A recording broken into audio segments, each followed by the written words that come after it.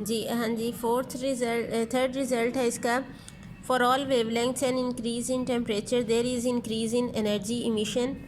The radiation intensity increases with increase in wavelength. At a particular wavelength lambda maximum, it has maximum value. With further increase in wavelength, the intensity of radiation decreases as shown in figure.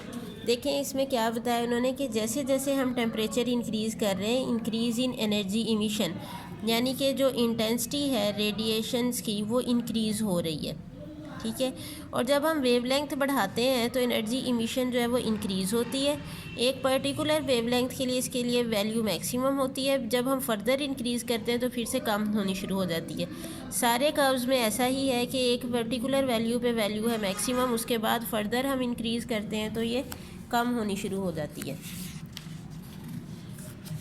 Last है इसकी characteristic के the area under each curve represents the total energy radiated over all wavelengths at a particular temperature. It is found that the fourth power of Kelvin temperature is proportional to fourth power of energy total area, और energy is directly proportional to fourth power of kelvin temperature. यानी कि अगर हमने energy radiated calculate करनी है तो area under these curves जो होगा वो एनर्जी रेडिएटेड को शो करेगा, और वो जो एनर्जी है वो डायरेक्टली प्रोपोर्शनल है fourth power of kelvin temperature के, ई प्रोपोर्शनल टू T⁴.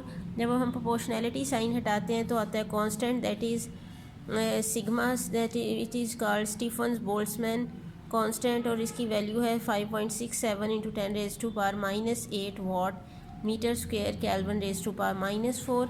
ये जो इसके रिज़ल्ट्स हैं ब्लैक बॉडी रेडिएशंस के, ये लॉन्ग क्वेश्चंस में आ जाते हैं, इसे आपने लॉन्ग के लिए प्रिपेयर करना है।